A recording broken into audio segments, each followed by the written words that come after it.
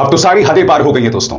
अमेरिकी राष्ट्रपति Donald Trump ने जो ताजा बयान दिया है उससे जबरदस्त सनसनी मच गई है। और अगर अब भी भारतीय जनता पार्टी सरकार खामोश रहती है तो उसके लिए इससे ज्यादा शर्मिंदगी की बात नहीं है। डोनाल्ड ट्रंप ने अपने ताजा बयान में कहा है कि ऑपरेशन सिंदूर में 5 फाइटर जेट्स गिरे। जी हां, 5 फाइटर जेट्स। हमारे बड़े बड़े सैनिक अधिकारी अब तक इस बात को कबूल करते आ रहे थे कि ऑपरेशन सिंदूर में भारत के जेट्स गिरे, मगर किसी ने भी संख्या की बात नहीं की थी। और अब डोनाल्ड ट्रंप ने 5 फाइटर जेट्स गिराए जाने की बात की है। मैं जानता हूं आपके जहन में क्या चल रहा होगा कि ये तो डोनाल्ड ट्रंप है, ये कुछ भी कह देता है। मुद्दा ये नहीं है। मुद्दा यह नहीं कि डोनाल्ड ट्रंप कश्मीर समस्या के बारे में क्या सोचते हैं। मुद्दा यहां पर यह है कि डोनाल्ड ट्रंप अमेरिका का राष्ट्रपति है, दुनिया का कथित तौर पर सबसे ताकतवर व्यक्ति है। और सबसे बड़ी बात, वो एक बहुत ही स्पेसिफिक मुद्दे की बात कर रहा है, एक बहुत ही खास मुद्दे की बात कर रहा है। और हमें यह नहीं भूलना चाहिए, चाहे कैप्टन शिव कुमार हो जिन्होंने कहा था कि राजनीतिक नेतृत्व की वजह से हमारे जेट्स गिरे, या सीडीएस अनिल चौहान जिन्होंने इस बात को कबूला था जेट्स गिरे। और सबसे बड़ी बात, उन्होंने कहा कि 2 दिन तक हमारी जेट्स ने उड़ान नहीं भरी थी। या फिर हमारे deputy army chief Rahul Singh जिन्होंने इस बात को स्वीकार किया था कि इस जंग में भारत चीन और पाकिस्तान दोनों का सामना कर रहा था। ये तमाम बयानात पहले आ चुके हैं और अब डोनाल्ड ट्रंप ये कह रहे हैं कि 5 जेट। उन्होंने एक बार फिर भारत की अस्मिता को चुनौती दी है, ये कहते हुए कि मैंने व्यापार का झुनझुना दिखाया और जंग रुक गई, वो भी 3 दिनों में। क्योंकि उस वक्त भी कई रक्षा जानकार ये सवाल उठा रहे थे कि जब हम अपने मन मुताबिक लगातार पाकिस्तान के सैन्य ठिकानों पर प्रहार कर रहे थे तो 3 दिन में हमने जंग क्यों रोक दी।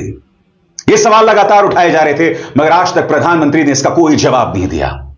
मैं फिर आपसे पूछना चाहता हूं कि अब भी रक्षा मंत्री राजनाथ सिंह को खामोश रहना चाहिए, विदेश मंत्री एस जयशंकर को खामोश रहना चाहिए?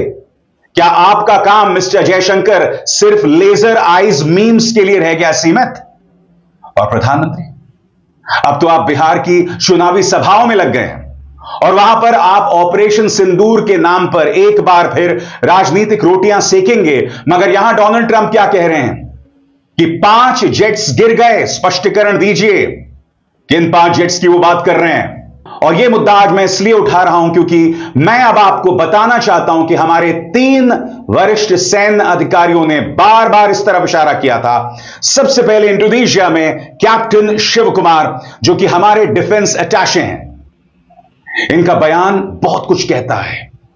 इन्होंने यह तक कहा कि राजनीतिक नेतृत्व की वजह से हमारे जेट्स गिरे, हमारे प्लेन्स को नुकसान हुआ क्योंकि हम उनके मिलिट्री ठिकानों को निशाना नहीं लगा पाए। सुनिए कैप्टन शिव कुमार ने इसने भुगता।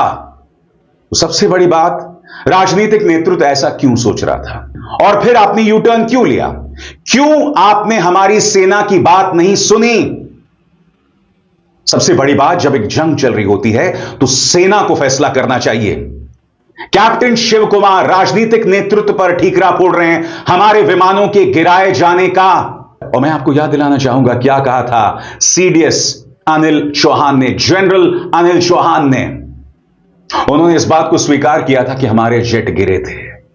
उन्होंने यह तक कहा था कि 2 दिन तक फिर हमने उड़ान नहीं भरी थी। और फिर वो ये भी कहते हैं कि पाकिस्तान और भारत का जो सैनिक नेतृत्व है उन्होंने परिपक्वता का परिचय दिया।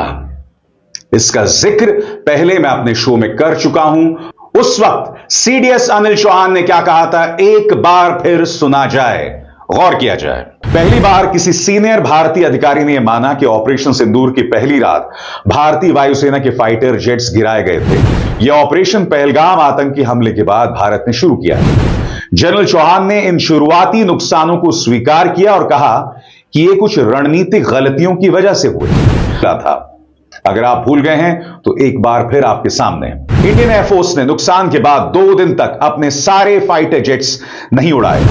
इन नुकसानों के बाद भारतीय वायुसेना ने करीब 2 दिन तक अपने पूरे स्तर पर ऑपरेशंस रोक दिए थे। इस दौरान रणनीति की समीक्षा की गई। और किया जाए, जनरल चौहान ने माना कि टकराव के बावजूद दोनों देशों ने समझदारी और परिपक्वता दिखाई और हालात को न्यूक्लियर युद्ध तक नहीं पहुंचने दिया।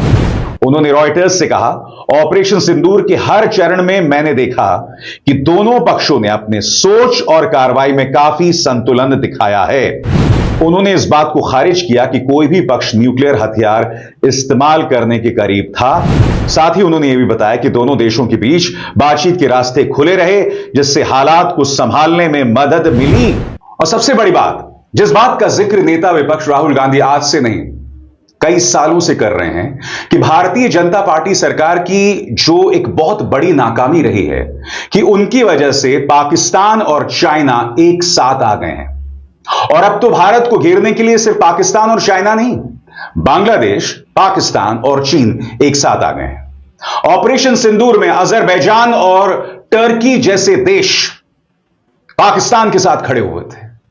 हमारे साथ खुलकर एक भी देश ने हमारा समर्थन नहीं जतलाया, क्योंकि हमारे यहां प्रधानमंत्री से लेकर मुख्यमंत्री आदित्यनाथ से लेकर हेमंत बिस्वा शर्मा तक लगातार सभी मुसलमानों के खिलाफ जहर उगलते हैं। लिहाजा कोई भी मुस्लिम देश हमारे पक्ष में नहीं आया पाकिस्तान के खिलाफ, जबकि इनमें से कई ऐसे मुस्लिम देश हैं जो पाकिस्तान को पसंद नहीं करते हैं, क्योंकि वो ये भी देख रहे हैं कि भारत के अंदर मुसलमानों के साथ किस तरह का बर्ताव होता है।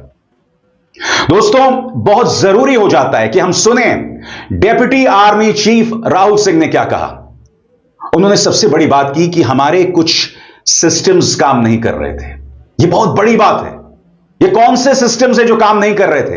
याद कीजिएगा, हमारी वायुसेना प्रमुख अमरप्रीत सिंह ने भी यही बात कही कि रक्षा सौदों में देरी हो रही है, डिलीवरी में देरी हो रही है, जिसका नुकसान हमें हो रहा है। यही बात डेप्यूटी चीफ राहुल सिंह कह रहे हैं, सीडीएस अनिल चौहान कह रहे हैं। यानी कि सेना बार बार चीख चीख कर यह बात सामने रख रही है कि राजनीतिक नेतृत्व की कमी की वजह से हमारे सैनिक ऑपरेशंस को नुकसान पहुंच रहा है।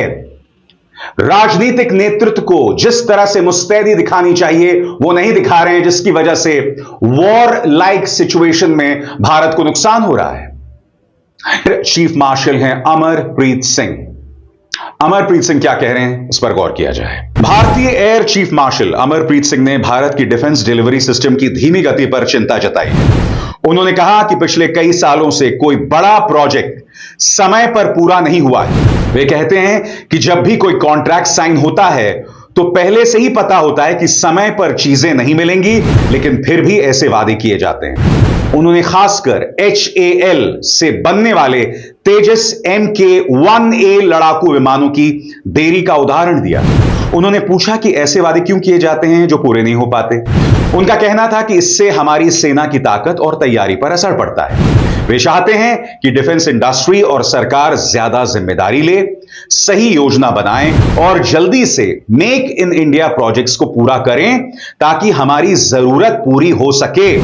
साथ ही वे कहते हैं कि हमें भविष्य के लिए अपने हथियार खुद बनाने की क्षमता भी बढ़ानी होगी। उनकी बातों से साफ है कि अगर डिलीवरी में देरी होती है तो हमारी सेना की ताकत और देश की सुरक्षा पर बुरा असर पड़ेगा। इसलिए जल्द काम करना बहुत जरूरी है। सवाल यह कि क्या प्रधानमंत्री, विदेश मंत्री एस जयशंकर, रक्षा मंत्री राजनाथ सिंह कांग्रेस के इन सवालों का जवाब देगी? पार्टी के नेता जयराम रमेश। मॉनसून सत्र शुरू होने के ठीक 2 दिन पहले ट्रंप का मिसाइल बयान 24वीं बार दागा गया है और हर बार वही 2 बातें दोहराई जा रही हैं। पहला, अमेरिका ने इंडिया और पाकिस्तान के बीच जंग रोकी थी और ये दोनों न्यूक्लियर देश हैं। दूसरा, अगर जंग जारी रहती तो कोई ट्रेड डील नहीं होती। मतलब अगर इंडिया पाकिस्तान अमेरिका से ट्रेड एग्रीमेंट चाहते हैं तो उन्हें तुरंत सीज फायर पर राजी होना पड़ा। इस बार ट्रंप का नया और धमाकेदार दावा यह है कि उस वक्त शायद 5 फाइटर जेट गिराए गए थे। अब सवाल प्रधानमंत्री पर है, जो ट्रंप के साथ हाउडी मोदी सितंबर 2019 और नमस्ते ट्रंप फरवरी 2020 जैसे कार्यक्रमों में दोस्ती और झप्पी डिप्लोमेसी दिखा चुके हैं, कि क्या वो अब संसद में खुद खड़े होकर साफ साफ बताएंगे कि पिछले 70 दिनों से ट्रंप जो बोल रहे हैं उसमें कितनी सच्चाई है। मगर जवाब की उम्मीद करना बेईमानी है। मैं आपसे एक सवाल पूछना चाहता हूं, जब भारतीय जनता पार्टी सरकार यूपीए सरकार पर प्रहार करती है तो किन मुद्दों पर करती है? कि उस वक्त रक्षा सौदों में दलाली होती थी, भ्रष्टाचार